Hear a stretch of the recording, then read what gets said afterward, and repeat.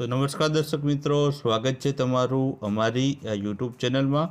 તો મિત્રો, આજના વિડીયોમાં આપણે છે જીસીઆરટીના 200 જેટલા છે આઈએમપી પ્રશ્ન આ વિડીયોમાં જોવાના છે, જે તમને આવનારી દરેક સ્પર્ધાત્મક પરીક્ષાઓમાં છે ખૂબ જ ઉપયોગી સાબિત થવાના છે। ખાસ કરીને તાજેતરમાં જે પીએસઆઈ અને કોન્સ્ટેબલની પરીક્ષા આવી રહી છે તેમાં પણ ઉપયોગી સાબિત થશે। તો ચાલો આપણે વિડીયોની શરૂઆત કરીએ। તો પહેલો પ્રશ્ન છે કે ચિત્રો, વસ્તુ કે સિક્કા જેવા જે સ્ત્રોતો છે તેના આધારે કોના વિશે જાણી શકાય? તો જવાબ આવશે ઇતિહાસ વિશે છે જાણી શકાય છે। ત્યારબાદ તાળપત્રો કે ભોજપત્રો પર મુખ્યત્વે કઈ લિપિ જોવા મળે છે? તો જવાબ આવે છે પાંડુલિપિ જોવા મળે છે। ત્યારબાદ ધાતુ કે પથ્થર પર કોતરાયેલા લેખો કયા નામે ઓળખાય છે? તો જવાબ આવશે અભિલેખો તરીકે ઓળખાય છે। ત્યારબાદ પ્રાચીન સમયનો ઇતિહાસ જાણનાર વ્યક્તિને શું કહેવાય છે? તો તેને મિત્રો પુરાતત્વવિદ કહેવામાં આવે છે। ત્યારબાદ શ્રી હેમચંદ્રાચાર્ય લાઇબ્રેરી કયા શહેરમાં આવેલી છે? તો જવાબ આવશે પાટણ શહેરમાં આવેલી છે। ત્યારબાદ બુર્જ નામના વૃક્ષોની છાલમાંથી બનાવવામાં આવતા પત્રો કયા નામે ઓળખવામાં આવે છે? તો જવાબ આવશે ભોજપત્રો તરીકે ઓળખવામાં આવે છે। ત્યારબાદ બુર્જ નામના વૃક્ષો કયા પર્વત પરથી મળી આવે છે? તો જવાબ આવશે હિમાલયના પર્વત પરથી મળી આવે છે। ત્યારબાદ જ્યાં અભિલેખો સાચવવામાં આવે છે તેને શું કહેવામાં આવે છે? તો તેને મિત્રો અભિલેખાગાર અથવા તો આર્કાઇવ્સ તરીકે છે ઓળખવામાં આવે છે। ત્યારબાદ તાંબાના પતરા પર લખવામાં આવતા લખાણને શું કહે છે? તો જવાબ આવશે તામ્રપત્ર કહેવામાં આવે છે। ત્યારબાદ તાડના વૃક્ષની છાલ પર લખવામાં આવતા લેખોને શું કહેવાય છે? તો તેને તાડપત્રો કહેવામાં આવે છે। ત્યારબાદ રાષ્ટ્રીય અભિલેખાગાર ક્યાં આવેલો છે? તો જવાબ આવશે દિલ્હી ખાતે આવેલો છે। ત્યારબાદ જ્યારે 20મી સદી પૂરી થાય ત્યારે તમામ વર્તમાનપત્રોમાં 20મી સદીમાં બનેલા બનાવોની વિગતો ચિત્રાત્મક રીતે છે આપવામાં આવી, તો તેને શું નામ આપવામાં આવ્યું હતું? તો જવાબ આવશે તેને મિલેનિયમ ગેલેરી તરીકે ઓળખવામાં આવી હતી। ત્યારબાદ કઈ પદ્ધતિ દ્વારા છે પુરાતન સમયના અવશેષોનો ચોક્કસ સમય છે તે જાણી શકાય છે? તો જવાબ આવશે કાર્બન ડેટિંગ પદ્ધતિ દ્વારા। ત્યારબાદ પથ્થરો કોતરીને લખવામાં આવેલ લેખને શું કહેવામાં આવે છે? તો તેને મિત્રો છે તે શિલાલેખ કહેવામાં આવે છે। ત્યારબાદ ભારતીય ઉપખંડમાં આશરે કેટલા વર્ષોથી માનવ વસ્તીના અવશેષો જોવા મળે છે? તો જવાબ આવશે 20 લાખ વર્ષોથી। ત્યારબાદ ખાલી જગ્યાની શોધ આદિવાસી માનવે એક જગ્યાએથી બીજી જગ્યાએ ફરતો થયો હતો, તો શેની શોધ માટે થયો હતો? તો ખોરાકની શોધ માટે। ત્યારબાદ આદિમાનવના પ્રારંભિક જીવનની મોટા ભાગની માહિતી શેના પરથી મળે છે? તો તેના જે ઓજારો છે તેના પરથી માહિતી મળે છે। ત્યારબાદ માનવ જીવનની સૌથી ક્રાંતિકારી શોધ કઈ માનવામાં આવે છે? તો જવાબ આવશે ચક્રની શોધને। ત્યારબાદ ભીમબેટકા હાલના કયા રાજ્યમાં આવેલું છે? તો જવાબ આવશે મધ્યપ્રદેશ રાજ્યમાં। આદિપાષાણ યુગમાં કયા તબક્કા તરીકે ઓળખવામાં આવે છે? તો તેને અન્ન સંગ્રાહક તરીકે ઓળખવામાં આવે છે। ત્યારબાદ નૂતન પાષાણ યુગ કયા તબક્કા તરીકે ઓળખવામાં આવે છે? તો તેને અન્ન ઉત્પાદકતા જે છે તબક્કા તરીકે ઓળખવામાં આવે છે। ત્યારબાદ આદિમાનવનું જીવન અંગેનું જ્ઞાન વધતું ગયું તેમ તેનું શું થતું ગયું? તો જવાબ આવશે સામાજિકકરણ એનું થતું ગયું। ત્યારબાદ કઈ ગુફાઓમાં આદિમાનવના વસવાટોના પુરાવા મળ્યા હતા? તો જવાબ આવશે નર્મદા ખીણ પ્રદેશમાં આવેલી ભીમબેટકામાં છે આ અવશેષો મળી આવ્યા હતા। ત્યારબાદ હડપ્પીય સંસ્કૃતિના લોકોને મુખ્ય વ્યવસાય શું હતો? તો જવાબ આવશે ઘેટા બકરા પાળવાનો। ત્યારબાદ પાષાણ યુગના લોકોના આશ્રયસ્થાનો નદી કિનારાના પ્રદેશોમાં હતા, તો જવાબ આવશે લઘુ પાષાણ યુગના લોકોના। ત્યારબાદ આગળનો પ્રશ્ન છે કે સાબરમતી પ્રદેશના કયા સ્થળેથી લઘુ પાષાણ યુગના પ્રાણીઓના અવશેષો મળ્યા હતા? તો જવાબ આવશે લાઘણંજ ખાતેથી મળ્યા હતા। ત્યારબાદ મહી નદીના પ્રદેશને કયા સ્થળેથી લઘુ પાષાણ યુગના પ્રાણીઓના અવશેષો મળ્યા હતા? તો જવાબ આવશે અમરાપુરમાંથી। ત્યારબાદ આશરે કેટલા વર્ષો પહેલાં દુનિયામાં વાતાવરણમાં વ્યાપક પરિવર્તન આવ્યું હતું? તો જવાબ આવશે 12,000 વર્ષ પહેલાં। ત્યારબાદ સૌથી પહેલાં ઘઉં અને જવ ઉગાડવાનું કયા પુરાતન સ્થળે શરૂ થયું હોવાનું મનાય છે? તો જવાબ આવશે મેહરગઢમાં। ત્યારબાદ પુરાતન સ્થળ મેહરગઢ હાલ કયા સ્થળે આવેલું છે? તો મિત્રો હાલ પાકિસ્તાનમાં આવેલું છે। ત્યારબાદ પુરાતન સ્થળ મહાગઢ હાલ ક્યાં સ્થળે આવેલું છે? તો મહાગઢ મિત્રો છે ઉત્તર પ્રદેશમાં આવેલું છે। ત્યારબાદ પુરાતન સ્થળ બુર્જ હોમ હાલ ક્યાં સ્થળે આવેલું છે? તો બુર્જ હોમ મિત્રો કાશ્મીરમાં આવેલું છે. ત્યારબાદ પુરાતન સ્થળ ચિરાદ હાલ ક્યાં સ્થળે આવેલું છે? તો તે બિહારમાં આવેલું છે. ત્યારબાદ પુરાતન સ્થળ હુલ્લર ક્યાં આવેલું છે? તો હુલ્લર આંધ્રપ્રદેશમાં આવેલું છે. ત્યારબાદ પુરાતન સ્થળ કાલીબંગન છે તે હાલ કયા સ્થળે આવેલું છે? તો કાલીબંગન મિત્રો રાજસ્થાનમાં આવેલું છે. ત્યારબાદ અનાજ અને વનસ્પતિઓ વાટવા માટે વપરાતા સાધનને શું કહે છે? તો તેને ખરલ કહેવામાં આવે છે. ત્યારબાદ સૌપ્રથમ કયું પાલતુ પ્રાણી પાળવામાં આવ્યું હતું? તો જવાબ આવશે કૂતરાને. ત્યારબાદ ઉત્ખનન કરતાં મળી આવેલા વસ્તુઓને શું કહેવામાં આવે છે? તો તેને અવશેષો કહેવામાં આવે છે. ત્યારબાદ હડપ્પા અને મોહેંજો-દડોના નગરો કઈ નદીના ખીણમાં વિસ્તરેલા હતા? તો જવાબ આવશે સિંધુ નદીના કિનારે. ત્યારબાદ હડપ્પીય સંસ્કૃતિ આશરે કેટલા વર્ષો જૂની પુરાતન છે તેવું માનવામાં આવે છે? તો જવાબ આવશે 4500 વર્ષ જૂની. ત્યારબાદ ઈસવીસન 1920-21માં ખોદકામ કરતાં સિંધમાં જે નગર મળી આવ્યું તેનું નામ શું છે? તો જવાબ આવશે હડપ્પા નગર. ત્યારબાદ ઈસવીસન 1920-21માં ખોદકામ કરતાં પંજાબમાંથી જે નગર મળી આવ્યું તેનું નામ શું છે? તો તેને મોહેંજો-દડો નામ આપવામાં આવ્યું હતું. ત્યારબાદ કયા નગરની ગણના સિંધુ ખીણના મહત્ત્વના બંદર તરીકે થાય છે? તો જવાબ આવશે લોથલની. ત્યારબાદ લોથલ ક્યાં આવેલું છે? તો મિત્રો અમદાવાદ જિલ્લાના ધોળકા તાલુકામાં આવેલું છે. ત્યારબાદ લોથલથી કયો અખાત નજીક થાય છે? તો મિત્રો ખંભાતનો અખાત નજીક થાય છે. ત્યારબાદ ધોળાવીરા ક્યાં આવેલું છે? તો તે કચ્છમાં આવેલું છે. ત્યારબાદ સિંધુ ખીણ સંસ્કૃતિનું ગૌરવપદ વિશિષ્ટ લક્ષણ કયું છે? તો જવાબ આવશે ભૂગર્ભ ગટર યોજના. ત્યારબાદ હડપ્પા અને મોહેંજો-દડો નગરોમાં શું બનાવવાની કળા વિકાસ પામી હતી? તો જવાબ આવશે માટીના વાસણો બનાવવાની. ત્યારબાદ માટીના સુંદર રમકડા હડપ્પીય સંસ્કૃતિના લોકોની કઈ બાબતોનો નિર્દેશ કરે છે? તો તેઓ છે બાળપ્રેમી હતા તે નિર્દેશ કરે છે. ત્યારબાદ સિંચાઈ માટેની નહેરો ક્યાંથી મળી આવી હતી? તો જવાબ આવશે અફઘાનિસ્તાનમાંથી જે આ મળી આવી હતી. ત્યારબાદ સિંચાઈ માટેનું જે તળાવ છે તે ક્યાં મળી આવ્યું હતું? તો તે ધોળાવીરામાંથી મળી આવ્યું હતું. ત્યારબાદ સુરેન્દ્રનગરના કયા ગામમાંથી સિંધુ ખીણ સંસ્કૃતિના અવશેષો મળી આવ્યા હતા? તો રંગપુરમાંથી મળી આવ્યા હતા. ત્યારબાદ ભારતમાં કેટલા નગરો ખોદકામમાંથી શોધવામાં આવ્યા છે? તો જવાબ આવશે આશરે 1000 નગરો છે ખોદકામમાંથી શોધવામાં આવ્યા છે. ત્યારબાદ પ્રાચીન સમયમાં દૂરના સંપર્કોને સુવિધાયુક્ત બનાવવા માટે શાનો ઉપયોગ થતો હતો? તો જવાબ આવશે મુદ્રાંકનનો. ત્યારબાદ વેદો કેટલા છે? તો મિત્રો 4 વેદો છે, ઋગ્વેદ, સામવેદ, અથર્વવેદ અને યજુર્વેદ. તો સૌથી જૂનો વેદ કયો છે? તો ઋગ્વેદ સૌથી જૂનો વેદ છે. ત્યારબાદ સંગીતની ગંગોત્રી તરીકે કયો વેદ ઓળખાય છે? તો સામવેદ ઓળખાય છે. ત્યારબાદ ઋગ્વેદની ઋચાઓ છે તે કોની સરખામણીએ ગાયો અને ઘોડા સાથે કરી છે? તો મિત્રો દદીઓની. ત્યારબાદ ઋચાઓના સમૂહને શું કહે છે? તો તેને સૂક્ત કહે છે. ત્યારબાદ ઋગ્વેદમાં કેટલી ઋચાઓ છે? તો 1000થી વધુ આવેલી છે. ત્યારબાદ ઋગ્વેદની ભાષા શું કહેવાતી હતી? તો તેને વૈદિક સંસ્કૃતિ કહેવાતી હતી. વેદોને છાપવાનું કામ ક્યારે થયું હતું? તો 200 વર્ષ પહેલાં થયું હતું. ત્યારબાદ રાજા કયું કામ કરતા હતા? પ્રજાનું રક્ષણ કરવાનું, ધર્મનું રક્ષણ કરવાનું અને ન્યાય આપવાનું કરતા હતા. ત્યારબાદ વૈદિક મંત્રોના દ્રષ્ટા કોણ હતા? તો ઋષિઓ હતા મિત્રો. ત્યારબાદ કયા ઋષિએ બિયાસ અને સતલુજ નદીઓના સાથે સંવાદ કર્યો હતો? તો વિશ્વામિત્રએ કર્યો હતો. ત્યારબાદ ઇન્દ્ર શાનો દેવતા છે? તો યુદ્ધનો દેવતા છે. ત્યારબાદ યજ્ઞનો અને અનુષ્ઠાનો કરવાનું કામ કોણ કરતું હતું? તો જવાબ આવશે પુરોહિતો કરતા હતા. ત્યારબાદ પ્રાર્થનાઓના રચિતા પોતાને શું કહેતા હતા? તો તેને આર્યો કહેતા હતા.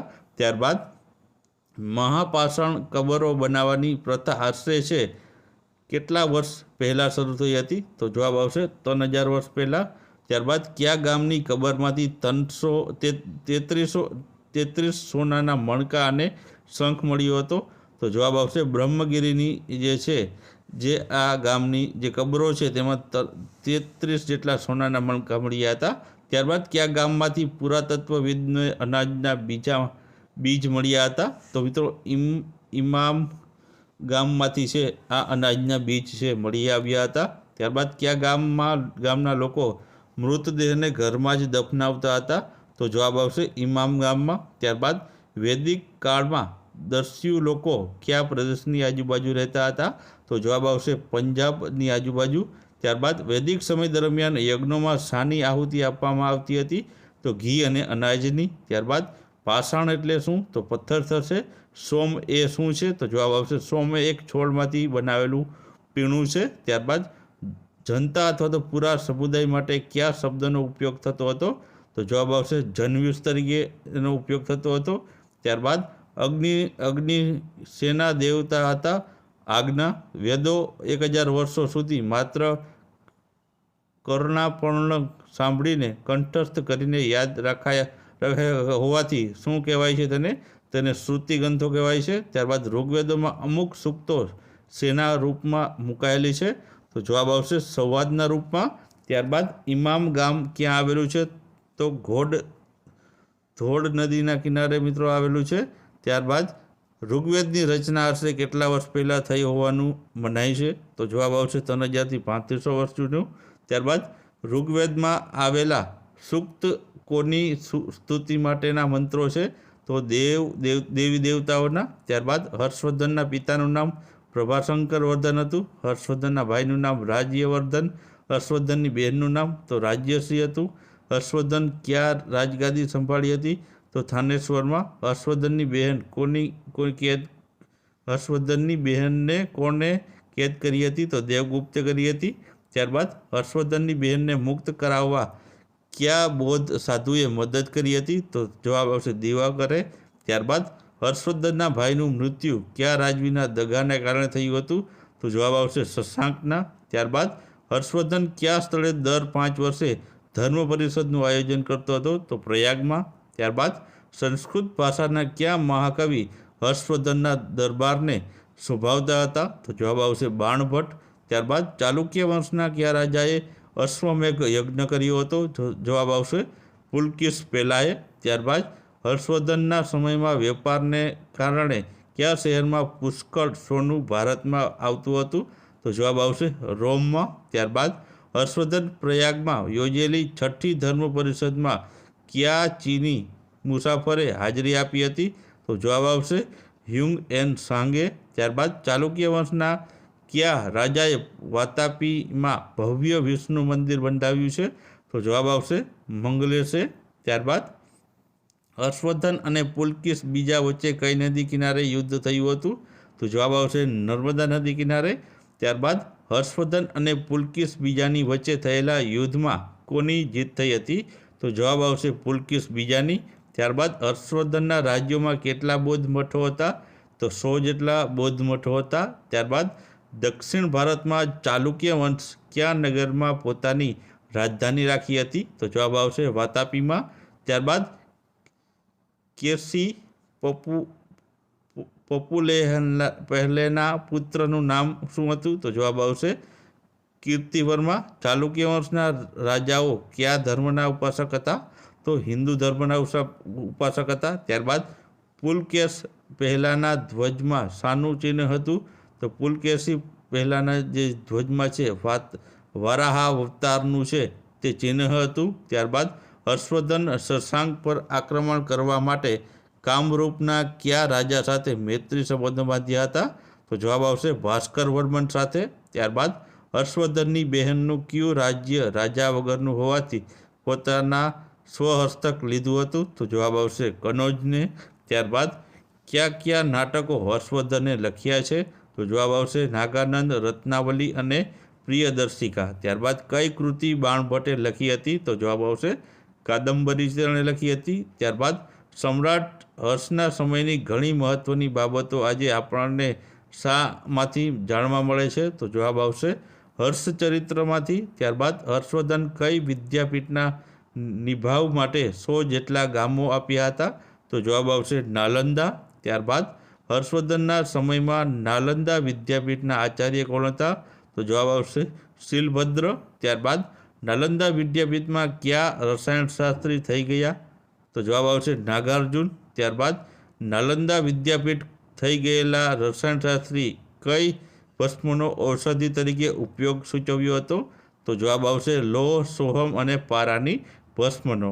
ત્યારબાદ આગળનો પ્રશ્ન છે કે હર્ષવર્ધનના સમયમાં લોકો પાસેથી જમીન મહેસૂલી પેટે ઉપજનો કેટલામો ભાગ લેવામાં આવતો હતો? તો જવાબ આવશે 6ઠ્ઠો ભાગ લેવામાં આવતો હતો. ત્યારબાદ હર્ષવર્ધનના સમયમાં વ્યાપાર વિનિમય માટે શાના સિક્કાઓનું ચલણ હતું? તો જવાબ આવશે સોના ચાંદીના સિક્કાઓનું. ત્યારબાદ હ્યુંગ એન્ડ સાંગે કેટલા વર્ષ સુધી નાલંદા વિદ્યાપીઠમાં રહી અભ્યાસ કર્યો હતો? તો જવાબ આવશે 5 વર્ષ સુધી. ત્યારબાદ કૃષ્ણા અને ગોદાવરી નદી વચ્ચેનો પ્રદેશ કયા નામે ઓળખાય છે? તો જવાબ આવશે વેંગી પ્રદેશ તરીકે. ત્યારબાદ પુલકેશી બીજાના સમયમાં જૈન ધર્મની કઈ એક શાખાનો પ્રભાવ ખૂબ જ વધ્યો હતો? તો જવાબ આવશે દિગંબરનો. ત્યારબાદ નાલંદા વિદ્યાપીઠના ભવ્ય અને સમૃદ્ધ પુસ્તકાલયનું નામ શું હતું? તો જવાબ આવશે ધર્મગંજ. ત્યારબાદ હ્યુંગ એન્ડ સાંગ કઈ સાલમાં મધ્ય એશિયાના માર્ગે ચીન પરત ફર્યો હતો? તો જવાબ આવશે ઈસવીસન 645માં. ત્યારબાદ ભારતમાં 6ઠ્ઠી સદીના અંત સુધીમાં કયા સમ્રાટોનું શાસન હતું? તો જવાબ આવશે ગુપ્ત સામ્રાજ્યનું. ત્યારબાદ જમીન મહેસૂલ ઉઘરાવવાનું કામ કરે તેને શું કહેવાય છે? તો મિત્રો તેને સામંતો કહેવાય છે. કયા સમ્રાટના અવસાન બાદ સામંતો અને સરદારો સ્વતંત્ર શાસકો બન્યા હતા? તો જવાબ આવશે સમ્રાટ હર્ષવર્ધનના. ત્યારબાદ સમ્રાટ હર્ષવર્ધન પછી કયા રાજાની ગણના કનૌજના શક્તિશાળી શાસક તરીકે થાય છે? તો જવાબ આવશે યશોવર્માની. ત્યારબાદ પૂર્વ મધ્યયુગ એટલે કે કયો સમય થશે? તો 8મી સદીથી 12મી સદીનો સમય. ત્યારબાદ પલ્લવ વંશમાં કયો શક્તિશાળી રાજા થઈ ગયો હતો? તો જવાબ આવશે નરસિંહવર્મા. ત્યારબાદ ચૌહાણ વંશના શાસકોએ અજમેરમાં સત્તા સ્થાપી પછી કયા શહેરને રાજધાની બનાવી હતી? તો જવાબ આવશે દિલ્હીને. ત્યારબાદ કયા વંશના શાસકો પાસે શક્તિશાળી નૌકાદળ હતું? તો જવાબ આવશે ચોલ વંશના. ત્યારબાદ કયા વંશના શાસકોએ સિલોન એટલે કે શ્રીલંકા પર ચડાઈ કરી હતી? તો જવાબ આવશે ચોલ વંશના રાજાએ. ત્યારબાદ શાકંભરી રાજ્યના શાસક અજય રાજે કયા નગરની સ્થાપના કરી હતી? તો જવાબ આવશે અજયમેરુ. ત્યારબાદ પ્રસિદ્ધ મહાકાવ્ય પૃથ્વીરાજસો નામની વીરકથા કોણે લેખી છે? તો જવાબ આવશે ચિદમ્બરાએ લખી હતી. ત્યારબાદ કયા રાજાએ ધારાનગરીને વિધાનનગરી બનાવી છે? તો જવાબ આવશે ભોજ રાજાએ. ત્યારબાદ ચોલ વંશની રાજધાની કઈ છે? તો જવાબ આવશે તાંજોર છે. ત્યારબાદ ચેર રાજ્યોનો પ્રથમ શક્તિશાળી શાસક કોણ હતો? તો અથન બીજો. ત્યારબાદ મેવાડના ગોહિલ પુત્રો કે ગોહિલોત પાછળથી કયા નામે ઓળખાયા? તો જવાબ આવશે સિસોદિયા રાજપૂત. ત્યારબાદ કયા વિદેશી પ્રવાસીએ પાંડ્ય વંશના શાસકો વિશે લખ્યું છે? તો જવાબ આવશે મેગસ્થનીસે. ત્યારબાદ કલયુરીઓના ચેદી રાજ્યની રાજધાની કઈ હતી? તો જવાબ આવશે ત્રિપુટી. ત્યારબાદ મધ્યયુગ દરમિયાન અણહિલપુર પાટણ કયા વંશનું શાસન હતું? તો જવાબ આવશે ચાવડા વંશનું. ત્યારબાદ કયા વંશનું શાસન સ્ત્રીઓના હાથમાં હતું? તો જવાબ આવશે પાંડ્ય વંશનું. ત્યારબાદ ચેરનું બીજું નામ શું છે? તો કેરળ. અરબોના આક્રમણથી કયા વંશ ભારતને બચાવ્યું હતું? તો જવાબ આવશે પ્રતિહારે. ત્યારબાદ પ્રતિહાર વંશમાં કયો શક્તિશાળી શાસક હતો? તો જવાબ આવશે મિહિર ભોજ. ત્યારબાદ 7મી સદીના અંત સુધીમાં કયા સમ્રાટના સામ્રાજ્યની રાજનૈતિક શક્તિઓની એકતા તૂટી હતી? તો જવાબ આવશે સમ્રાટ હર્ષવર્ધનની. ત્યારબાદ પ્રતિહાર વંશના કયા રાજાની શાસક દરમિયાન રાષ્ટ્રકૂટો સાથે સતત લડાઈ થતી હતી? તો જવાબ આવશે મિહિર ભોજની. ત્યારબાદ ઉજ્જૈન અને ધારાનગરી ક્યાંના મુખ્ય શહેરો હતા? તો જવાબ આવશે માળવાના. ત્યારબાદ ચૌહાણ વંશના શક્તિશાળી શાસક કોણ હતા? તો જવાબ આવશે પૃથ્વીરાજ. ત્યારબાદ કાંચીનું કયું મંદિર પલ્લવ વંશ દરમિયાન બંધાયું હતું? તો જવાબ આવશે કૈલાસ મંદિર. ત્યારબાદ ગોવિંદ ત્રીજાએ કયા વંશનો શાસક હતો? તો જવાબ આવશે રાષ્ટ્રકૂટ વંશનો. ત્યારબાદ ચોલ વંશના કયા રાજાએ જમીન માપણી અને સ્થાનિક સ્વરાજનો આરંભ કર્યો હતો? તો જવાબ આવશે રાજારાજ પ્રથમે. ત્યારબાદ કયું સરોવર અજમેરની ઉત્તરે આવેલું છે? તો જવાબ આવશે સાંભર. ત્યારબાદ સિસોદિયા વંશના સ્થાપક કોણ હતા? તો જવાબ આવશે બપ્પા રાવલ. ત્યારબાદ દક્ષિણ ભારતમાં કયા વંશની પડતી થતાં રાષ્ટ્રકૂટ વંશ સત્તા ઉપર આવ્યું હતું? તો જવાબ આવશે ચાલુક્ય. ત્યારબાદ આગળનો પ્રશ્ન છે કે કયા વંશનો સેતુગવન નામનો શક્તિશાળી રાજા થઈ ગયો? તો જવાબ આવશે ચેર વંશનો. ત્યારબાદ અશોક અશોકના શિલાલેખમાં કયા રાજા અને તેના વર્ષનો ઉલ્લેખ છે? તો જવાબ આવશે પાંડ્ય. ત્યારબાદ તમિલનાડુ હાલ મદુરા અને છે તિરુવેલ્લીનું જિલ્લો છે, તો ત્યાં મહાયુગમાં કયું રાજ્ય હતું? જવાબ આવશે તો પાંડ્ય રાજ્ય હતું.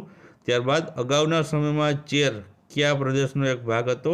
તો જવાબ આવશે તમિલનાડુનો. ત્યારબાદ ચેર રાજ્યનો ઉલ્લેખ અશોકના અભિલેખમાં છે ક્યાં નામથી થયો છે? તો જવાબ આવશે કેલ્પમપુત્ર રાજ્ય. ત્યારબાદ રાષ્ટ્રકૂટનો અર્થ શું થાય છે? તો જવાબ આવશે પ્રાંતનો વડો અધિકારી.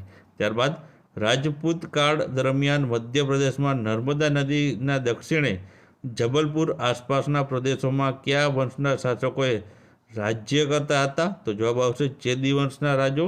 ત્યારબાદ યુદ્ધમાં રાજપૂતો દુશ્મનો સામે વીરગતિ પામતા ત્યારે રાજપૂતાણીઓ શું કરતી? તો જવાબ આવશે જોહર કરતી. ત્યારબાદ ગુજરાતના રાજા કુમારપાળની પસંદગી કોને કરી? તો જવાબ આવશે મંત્રીમંડળે. ત્યારબાદ જૈન આચાર્ય હેમચંદ્રાચાર્ય કયો વ્યાકરણ ગ્રંથ લખ્યો હતો? તો જવાબ આવશે સિદ્ધ હેમ શબ્દાનુશાસન.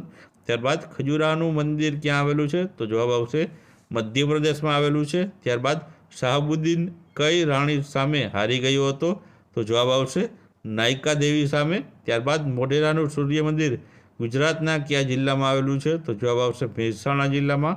ત્યારબાદ દિલ્હીમાં ગુલામ વંશનો પ્રથમ સુલતાન કોણ હતો? તો જવાબ આવશે કુતુબુદ્દીન એબક છે તે હતો. ત્યારબાદ કાશ્મીરના રાજા યશકરની પસંદગી કોણે કરી હતી? તો જવાબ આવશે બ્રાહ્મણોની મંડળીએ. ત્યારબાદ ગ્રામ શાસનમાં ન્યાય અંગેનો ભાર કોને શીર્યો હતો? તો ગામના મુખી. ત્યારબાદ ઈસવીસન પૂર્વે 7મી કે 6ઠ્ઠી સદીમાં ઉત્તર ભારતમાં કેટલા મહાજનપદો થયા? તો જવાબ આવશે 16 જેટલા. ત્યારબાદ રાજતંત્ર રાજવ્યવસ્થામાં કોને પ્રમુખ ગણવામાં આવતો હતો? તો જવાબ આવશે રાજાને. ત્યારબાદ કયું રાજ્ય રાજ્યતંત્ર રાજ્ય વ્યવસ્થા ધરાવતું હતું? તો જવાબ આવશે મગધ. ત્યારબાદ કયું રાજ્ય સૌથી શક્તિશાળી રાજ્ય હતું? તો મગધ રાજ્ય હતું. ત્યારબાદ કયું રાજ્ય ગણ રાજ્ય કહેવાતું હતું? તો તે હતું મિત્રો વૈશાલી. ત્યારબાદ વજજી સંઘ ગણરાજ્યનું મુખ્ય સ્થાન કયું હતું? તો તે વૈશાલી હતું. ત્યારબાદ ગણરાજ્યની રાજ્ય વ્યવસ્થા સંપૂર્ણપણે કોના ઉપર આધારિત હતી? તો જવાબ આવશે લોકો પર. ત્યારબાદ આગળનો પ્રશ્ન છે કે ગણરાજ્યની રાજ્ય વ્યવસ્થા કયા સ્વરૂપની હતી? તો જવાબ આવશે લોકશાહી. ત્યારબાદ કોઈપણ દરખાસ્ત ગણરાજ્યની સભામાં કેટલી વખત રજૂ કરવામાં આવતી? તો જવાબ આવશે 3 વખત. ત્યારબાદ ગણરાજ્યની સભા ભરાતી તો તે સ્થળને શું કહેવાતું? તો તેને મિત્રો સંથાગાર કહેવાતું. ત્યારબાદ આપણા દેશના લોકો પોતાના શાસકોની પસંદગી કઈ રીતના કરી શકે? તો મતદાનથી. ત્યારબાદ ઈસવીસન પૂર્વે 7મી કે 6ઠ્ઠી સદીમાં ઉત્તર ભારતમાં મોટા રાજ્યો કયા નામે ઓળખાતા? તો જવાબ આવશે મહાજનપદ તરીકે. ત્યારબાદ જે રાજ્યમાં લોકો રાજાની પસંદગી કરે તો તે રાજ્યને શું કહેવામાં આવતું? તો તેને મિત્રો ગણરાજ્ય કહેવાતું. ત્યારબાદ ગણરાજ્ય સમયમાં ખેડૂતો જમીનો ઉપજોનો કેટલામો ભાગ જે કર રૂપે રાજકોષમાં આપતા? તો જવાબ આવશે 6ઠ્ઠો ભાગ. ત્યારબાદ ગણરાજ્ય સંઘના સભ્યોને મત આપવા માટે શું આપવામાં આવતું? તો જવાબ આવશે સળી. ત્યારબાદ મગધમાં કઈ 2 નદીઓ વહેતી હતી? તો મિત્રો ગંગા અને સોન. ત્યારબાદ ગણરાજ્ય સમયમાં ચિત્રાંકન કરેલા ભાષણોને શું કહેવાતું? તો એને મિત્રો ચિત્રિત ઘૂસર પાત્ર કહેવાતું. ત્યારબાદ ગણરાજ્યોમાં ખેડૂતો જમીન ખેડવા માટે હળમાં શાનો ઉપયોગ કરતા? તો જવાબ આવશે લોખંડની કોસનો ઉપયોગ કરતા. ત્યારબાદ અલ્હાબાદથી મળેલ ઈંટની દિવાલ આશરે કેટલા વર્ષ પહેલાંની ગણાય છે? તો જવાબ આવશે 2500 વર્ષ જૂની. ત્યારબાદ પ્રજાતંત્ર અને રાષ્ટ્રીય એકતાની વાતો આવે ત્યારે કોને યાદ કરવામાં આવે છે? તો જવાબ આવશે વજજી સંઘના ગણરાજ્યોને. ત્યારબાદ માનવી શરૂઆતમાં ભટકતું જીવન શા માટે જીવતો હતો? તો ખોરાકની શોધમાં. ત્યારબાદ જ્યાં મોટા સમુદાયો રહેવા લાગ્યા તે સમુદાયને કયા નામે ઓળખવામાં લાગ્યા? તો તેને જનપદ તરીકે ઓળખવામાં આવ્યા.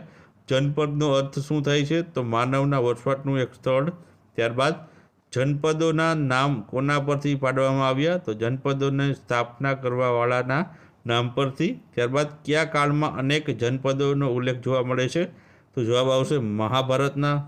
ત્યારબાદ કઈ સદીમાં ઉત્તર ભારતમાં નાના મોટા અનેક રાજ્યો હતા? તો જવાબ આવશે ઈસવીસન પૂર્વે 7મી કે 6ઠ્ઠી સદીમાં. ત્યારબાદ ઈસવીસન પૂર્વે 7મી કે 6ઠ્ઠી સદીમાં ઉત્તર ભારતના મોટા રાજ્યો કયા નામે ઓળખાતા? તો જવાબ આવશે મહાજનપદ તરીકે. ત્યારબાદ ઈસવીસન પૂર્વે 7મી કે 6ઠ્ઠી સદીમાં ઉત્તર ભારતના નાના રાજ્યો કયા નામે ઓળખાતા? તો જનપદ તરીકે.